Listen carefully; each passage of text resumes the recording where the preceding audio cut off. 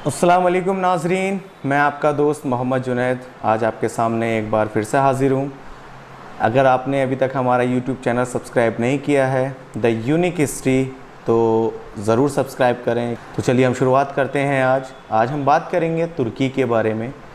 सबसे पहले हम बात करेंगे तुर्की के 12वें सदर जनाब रजब तैयब एर्दोगान के बारे में। रजब तैयब एर्दोगान का जन्म 26 फरवरी 1954 में हुआ। उसके बाद बहुत ज़्यादा स्ट्रगल करने के बाद उन्होंने अपना पहला मुकाम मेयर का हासिल किया। मेयर का मुकाम उन्होंने 1994 में हासिल किया और उसके बाद 1998 तक वो मेयर के ओहदे पर कायम रहे। फिर उसके बाद उन्होंने अपनी किस्मत आजमाई, लोगों का प्यार मिला। उसके बाद उन्होंने वज़ीर आज़म का खिताब 2003 से लेकर और 2014 तक वो वज़ीर आज़म का खिताब में रहे। उसके बाद अल्लाह ताला ने उन्हें नवाज़ा। उसके बाद उन्होंने एक बार फिर से अपनी किस्मत को आज़माई और आज़माने के बाद वो आज तुर्की के 12वें सदर के रूप में आप सबके सामने मौजूद हैं, जो सबसे पहले आवाज़ उठाते हैं। किसी भी मुस्लिम को तकलीफ़ होती है तो सबसे पहले उनकी आवाज़ बुलंद होती है। चाहे वो बर्मा में आप देख सकते हैं, चाहे वो सीरिया से आप देख सकते हैं, किसी भी ऐसी मुल्क जहाँ पर मुस्लिमों के साथ में बहुत ही ज़्यादा जुल्म हुआ, मुस्लिमों के ऊपर जुल्म हुआ, उनके ख़िलाफ़ में सबसे पहले उठने वाली आवाज़ किसकी थी? वो थी रजब तैयब एर्दोगान की। तो आज हम बात उन्हीं के बारे में करेंगे, लेकिन जानेंगे कि आखिरकार ऐसी क्या वजह है, आखिर वो इतने बेखौफ क्यों हैं। अमेरिका, इज़राइल जैसे पावरफुल मुल्कों से भी वो नहीं डरते, बेखौफ होकर उनका सामना करते हैं। शायद आपने एक क्लिप सुनी भी होगी और देखी भी होगी, जिन्होंने वो इज़राइल के कमांडर और इज़राइल के प्रधानमंत्री बेंजामिन नेतन्याहू के साथ एक प्रेस मीटिंग में थे और वहाँ से वो गुस्से में उठकर चले गए थे। ये क्लिप को बहुत ज़्यादा वायरल भी हुई। Siz konuşturmuyorsun. 25 dakika konuştu, 12 dakika konuştunuz. Olmaz. Let me turn this over to our host, Prime Minister. तो शुरुआत करते हैं। तो इसकी शुरुआत होती है हमारी सबसे पहले एम्पायर से। तुर्की के सबसे पहले जो एम्पायर बना वो बना शल्जुक एम्पायर। जी हाँ, जो फाउंडर थे उन शल्जुक सल्तनत के जो फाउंडर थे उनका नाम था मालिक शाह। 1037 में उनका जन्म हुआ और 1194 में उनका विसाल हुआ।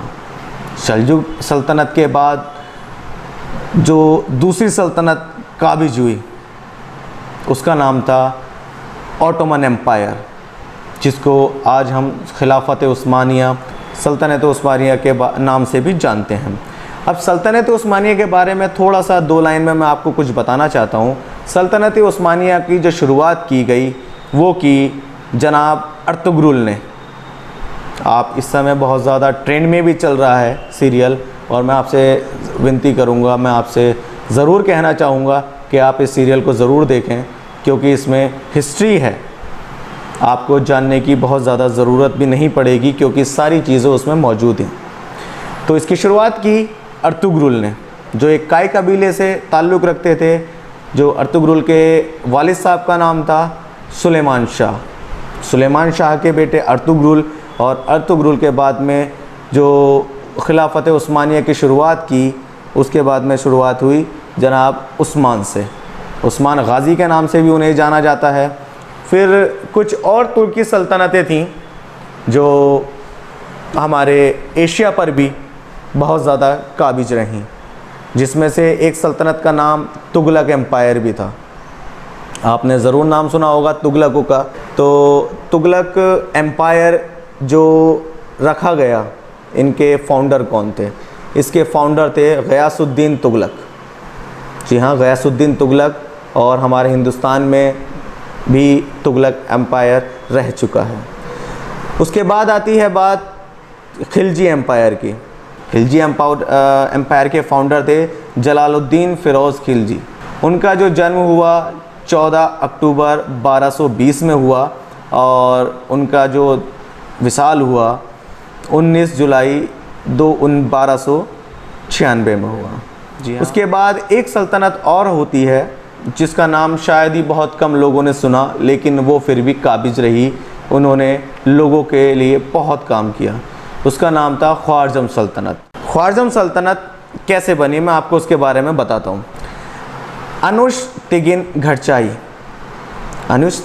घरचाई जो कि एक तुर्की ग़ुलाम थे, ये सल्जुक सल्तनत के, जिनको सल्जुक सल्तनत के सुल्तान के द्वारा ख्वारज़म में गवर्नर के तौर पर इनको पेश किया गया। कुछ लोगों के दिमाग में ये बात आएगी कि आखिरकार ऐसी क्या वजह थी जो एक ग़ुलाम को गवर्नर के ओहदे पर बैठाया गया। तो चलिए मैं उसके बारे में आपको बताता हूँ थोड़ा सा, आखिर क्या वजह थी। एक बार क्या वाक़या हुआ कि अनुश-तिगिन एक जगह सैर पर निकले ऐसे ही, और वहाँ जाने के बाद वो एक जगह पहुँचे, और पहुँचने के बाद उन्होंने देखा कि यहाँ का शायद कोई वारिस नहीं है, ये जगह बहुत ही ज़्यादा वीरान सी है। तो वहाँ जाकर उन्होंने बताया, अपने देखने के बाद वापस अपने सुल्तान के पास आए सल्जुक में, और आने के बाद उनको वहाँ का हाल बताया, बयान किया। बताने के बाद सुल्तान ने उनको तोहफ़े के रूप में उस जगह का गवर्नर ही बना दिया। तो यहाँ देखें कि आप एक ग़ुलाम से गवर्नर कैसे बने। और गवर्नर बनने के बाद उनके जो बेटे थे जिनका नाम था कुतुबुद्दीन मोहम्मद, उनको आने वाले वक्त में कुछ वक्त के बाद वहाँ का सुल्तान ही बना दिया गया। तो ख्वारज़म के जो सबसे पहले सुल्तान बने वो बने कुतुबुद्दीन मोहम्मद, जो एक ग़ुलाम के बेटे थे, और वो ग़ुलाम बाद में चलकर गवर्नर बने, और उन्हीं गवर्नर के बेटे आगे जाकर ख्वारज़म के सबसे पहले सुल्तान भी बने। तो आप मुझे बताइएगा कि आपको ये जानकारी कैसी लगी, क्योंकि मेरे पास बहुत सारी ऐसी जानकारियां हैं। मैंने अभी आपको जिन सल्तनतों के बारे में बताया है, अगली वीडियो में मैं आपको उनमें से एक एक करके, हर एक वीडियो में मैं एक सल्तनत की पूरी हिस्ट्री आपके सामने ज़रूर पेश करूंगा। और अगर जिन लोगों ने मेरा यूट्यूब चैनल सब्सक्राइब नहीं किया है तो प्लीज़ उसको सब्सक्राइब ज़रूर करें। तब तक के लिए खुदा हाफिज़।